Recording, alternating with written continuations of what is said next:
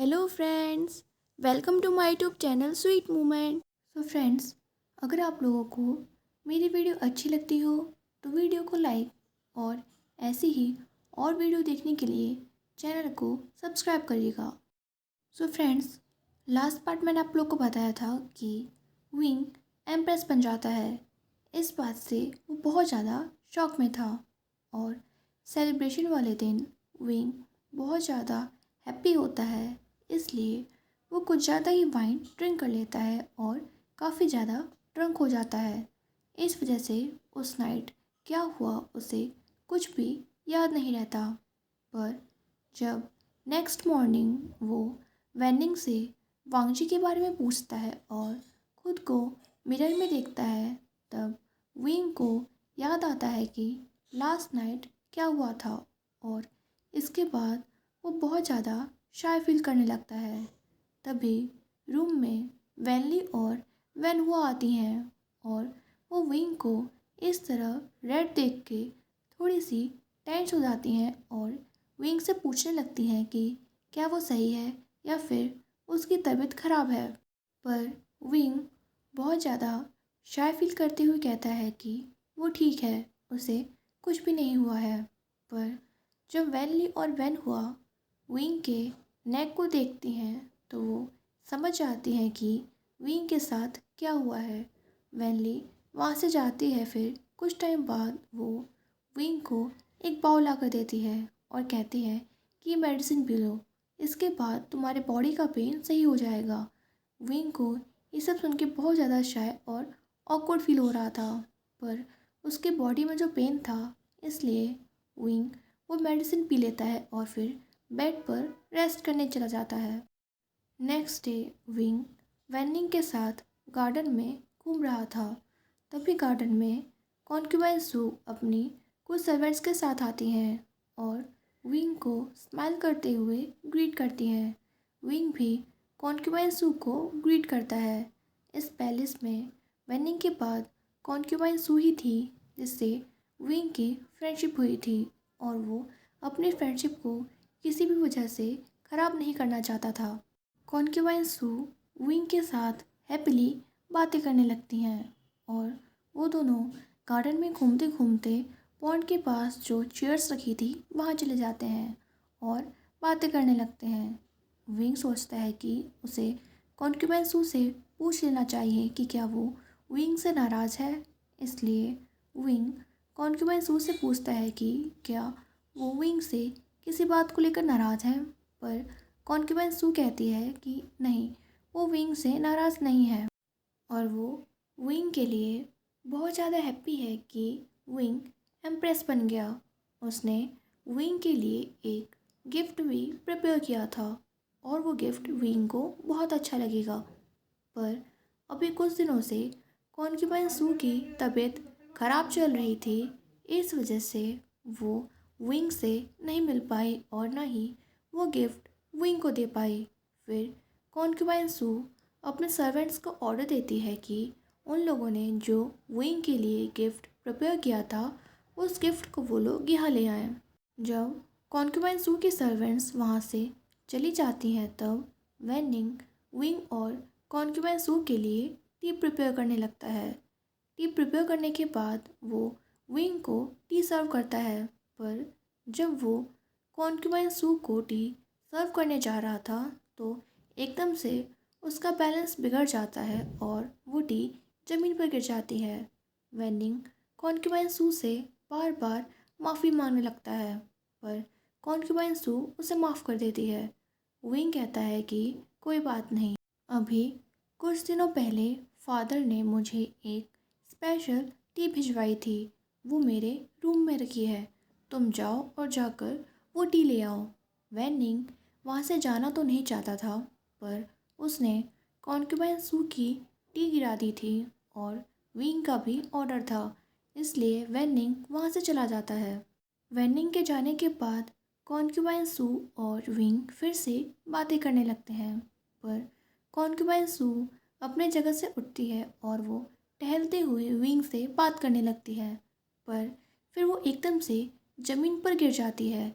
ये देखकर wing worried हो जाता है और वो कॉन्क्यूबाइन सू के पास जाता है और कॉन्क्यूबाइन सू की उठने में हेल्प करने लगता है। पर तभी विंग को एकदम से धक्का लगता है और क्योंकि वो लोग पॉन्ड के पास खड़े थे इसलिए विंग पॉन्ड में गिर जाता है। विंग को स्विमिंग बिल्कुल भी नहीं आती थी इसलिए वो पॉन्ड में डूबने लगता है। विंग बार बार पॉन्ड में ऊपर आने की कोशिश कर रहा था पर ऐसा नहीं होता।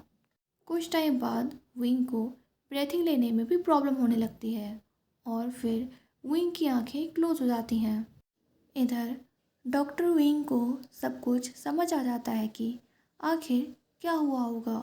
पॉन्ड में डूबकर शायद विंग की डेथ हो गई होगी और उसी टाइम पर फ्यूचर में विंग को शॉट्स लगे थे और उसकी सोल इस विंग के बॉडी में आ गई। इसके बाद विंग वेनली, वेन हुआ और वेनिंग को बुलाता है। वो तीनों विंग के पास आते हैं और पूछते हैं कि क्या हुआ, क्या विंग को कोई प्रॉब्लम हो रही है। विंग कहता है कि ऐसा कुछ भी नहीं है, बस वो उन तीनों से कुछ सवाल पूछना चाहता था। विंग कहता है कि उसे बस इतना याद है कि वो पानी में डूबने वाला था, तो आखिर उसे पानी में से निकाला किसने और वो बचा कैसे। इस पर वेनिंग कहता है कि जब विंग ने उसे टी लाने के लिए भेजा था और वो विंग के चैम्बर्स में गया तब वहाँ पर उसे वेनली और वेनहुआ मिली। जब उन लोगों ने वेनिंग से पूछा कि वो यहाँ पर क्या कर रहा है तो वेनिंग ने बताया कि विंग ने उसे यहाँ पर भेजा है और वो कॉन्क्यूबाइन सू के साथ गार्डन में है। ये सुनते ही वेनली और वेनहुआ तुरंत वहाँ से गार्डन के लिए निकल जाती हैं। इसके बाद वेनहुआ कहती है कि जब हम दोनों गार्डन में आए तब वहाँ पर कोई भी नहीं था और विंग पॉन्ड में डूब रहा था। ये देखते ही वेनली तुरंत पॉन्ड में कूद जाती है।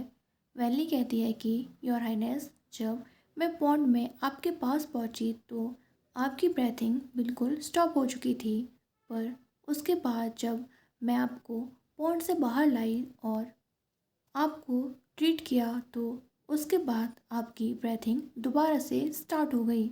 विंग ये सब सुनता है और समझ आता है कि आखिर उसकी ब्रीथिंग कैसे स्टार्ट हुई। वो ये सब सुनने के बाद ध्यान से सोचता है और वेनली से पूछता है कि जब ये सब हो रहा था तब कॉन्क्यूबाइन सू कहाँ थी। तो वेनली कहती है कि योर हाइनेस, जब आपकी ब्रीथिंग दोबारा से स्टार्ट हो गई थी तब कॉन्क्यूबाइन सू वहाँ पर कुछ गार्ड्स के साथ आई थी और जब वेनहुआ ने उनसे पूछा कि वो कहाँ गई थी तो कॉन्क्यूबाइन सू ने कहा कि जब आप पानी में गिर गए थे तो ये देखकर वो बहुत ज़्यादा वरीड हो गई थी और सोल्जर्स को आपकी हेल्प लाने के लिए गई थी। तभी वेनहुआ कहती है कि योर हाइनेस, अब आप बताइए कि आप पानी में कैसे गिरे। ये सारी बातें सुनकर विंग एक कंक्लूजन पे पहुंचता है कि कॉन्क्यूबाइन सू ने ही विंग को ठक्का दिया था और वो हेल्प लेने के लिए सिर्फ बहाना करने गई थी। पर वो डायरेक्टली ये बात किसी से नहीं कह सकता जब तक कि उसे पता ना हो कि सारी सिचुएशन उसके कंट्रोल में है, क्योंकि विंग की मेमोरी के अकॉर्डिंग वांगजी ने कभी भी कॉन्क्यूबाइन सू को पनिश नहीं किया है और विंग की पर्सनालिटी के अकॉर्डिंग वो कभी भी कॉन्क्यूबाइन सू पर डायरेक्टली इल्ज़ाम नहीं लगाता। तो डॉक्टर विंग नहीं चाहता था कि वो विंग की पर्सनालिटी के अलग जाकर कोई काम करे, क्योंकि अगर किसी को उस पर ज़रा सा भी डाउट हुआ तो उसकी लाइफ खतरे में आ सकती है।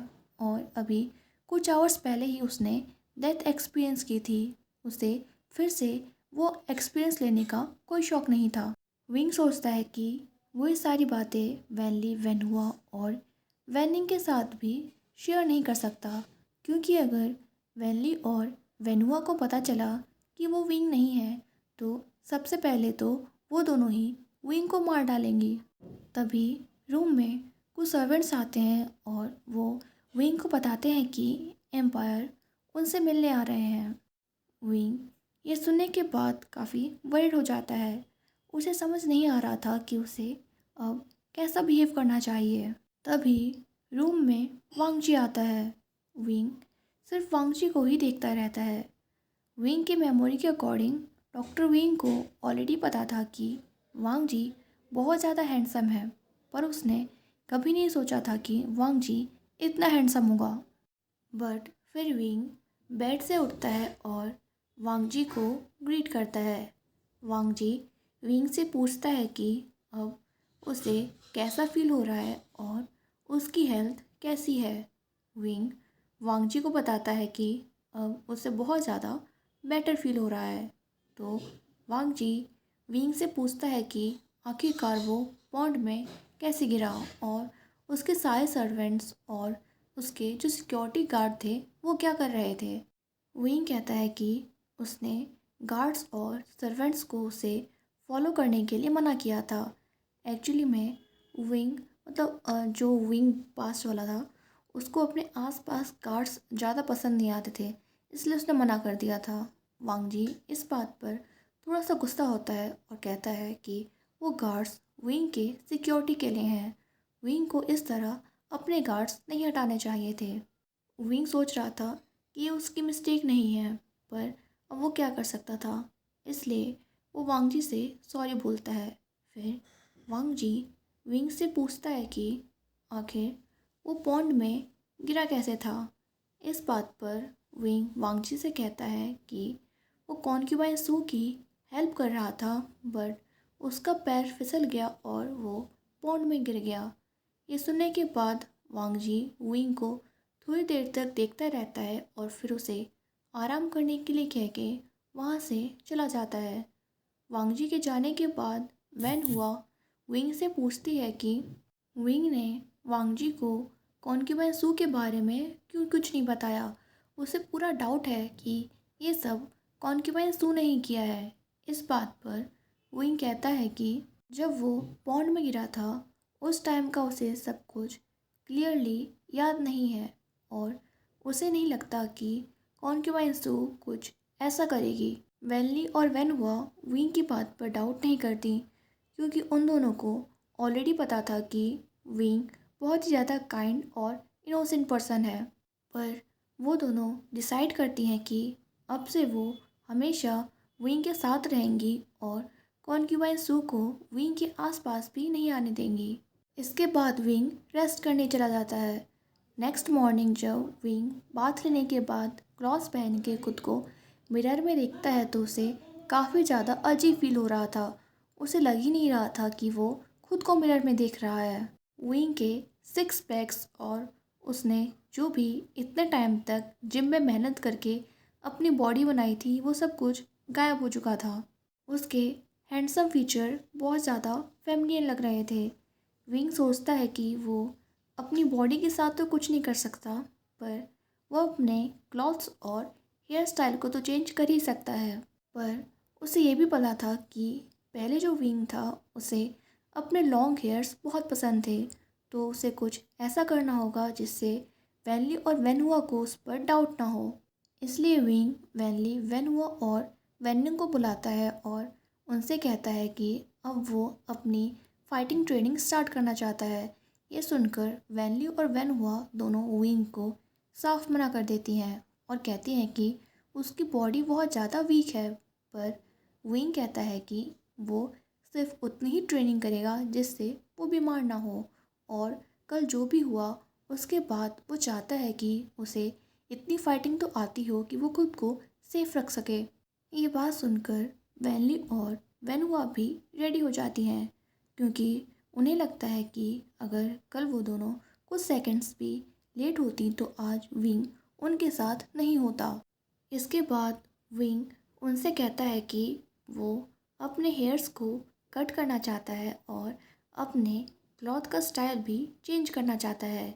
ये सुनकर वो दोनों काफ़ी शॉक होती हैं, पर विंग उन्हें कहता है कि अगर वो कल से ट्रेनिंग करेगा तो ये लॉन्ग हेयर उसको ट्रेनिंग में प्रॉब्लम देंगे, और वो काफ़ी टाइम से इस टाइप के क्लॉथ्स पहन के बोर हो चुका है, तो वो अपने क्लॉथ्स का स्टाइल चेंज करना चाहता है। वैनली और वैनहुआ विंग के इस बिहेवियर से थोड़ी सी वरीड थी, पर फिर वो सोचते हैं कि विंग के साथ जो कल इंसिडेंट हुआ है उसकी वजह से शायद वो अभी भी शॉक में है। इसलिए वो दोनों मान जाती हैं। फिर विंग वेनिंग को कुछ डार्क क्लॉथ्स लाने के लिए कहता है जो ज़्यादा फेमिनियन ना हो, और वैली और वेनहुआ विंग के हेयर्स कट करने में उसकी हेल्प करती हैं। कुछ टाइम बाद विंग अपने क्लॉथ्स चेंज करता है।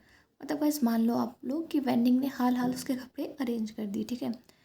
विंग जब खुद को मिरर में देखता है तो उसे पहले से बेटर लग रहा था।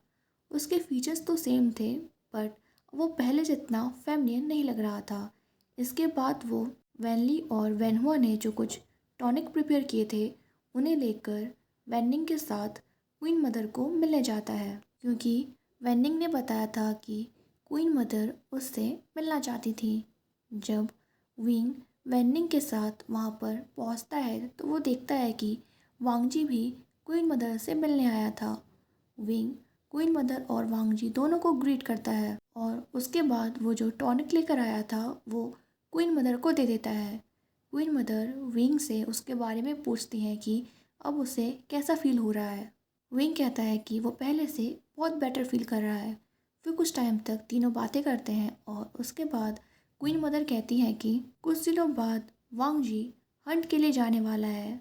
वो हर साल अपनी कॉन्क्यूबाइंस को अपने साथ लेकर जाता है, तो इस बार विंग तुम भी वांग जी के साथ जाना। विंग ये सुनने के बाद थोड़ा सा सोचने लगता है, क्योंकि उसने कई सारे ड्रामा में देखा है कि जब ऐसी कोई सिचुएशन आती है तो जो हीरोइन होती है, मतलब उसको भी पता है कि वो हीरोइन की बेस पे है, तो उसकी लाइफ में डेंजर होता है। और विंग अभी ऐसा कोई डेंजर नहीं चाहता था, पर उसे पता था कि अगर उसकी जगह पर रियल विंग होता तो वो ऐसी कोई चांस को बिल्कुल भी नहीं जाने देता जहाँ वो वांगजी के साथ कोई टाइम स्पेंड कर सके। इसलिए वो इस बात के लिए मान जाता है। फिर वांगजी विंग से कहता है कि हम 1 वीक के बाद हंट पे जाने वाले हैं, तुम अपनी सारी प्रिपरेशन कर लेना और तुम मेरे साथ चलोगे। विंग थोड़ा सा शॉक था, क्योंकि उसे जो भी इंफॉर्मेशन मिली थी उसके अकॉर्डिंग पिछले 2 बार से वांग जी अपने साथ कॉन्क्यूबाइन सू को लेके जाता है। और अगर विंग कॉन्क्यूबाइन सू की जगह पर वांग जी के साथ जाएगा तो कॉन्क्यूबाइन सू उसे फिर से अपना टारगेट बनाएंगी। इसलिए विंग कहता है कि नहीं, वांग जी कॉन्क्यूबाइन सू को अपने साथ ले जा सकता है। पर वांग जी कहता है कि विंग उसकी एम्प्रेस है, इसलिए अगर वो एम्प्रेस की जगह किसी कॉन्क्यूबाइन को लेके जाएगा तो ये सही नहीं होगा। एंड लास्ट में विंग को ये बात माननी पड़ती है। तो फ्रेंड्स, आज बस यहीं तक। अगर आप लोगों को वीडियो अच्छी लगी हो तो वीडियो को लाइक करना, चैनल को सब्सक्राइब करना। Bye bye, take care.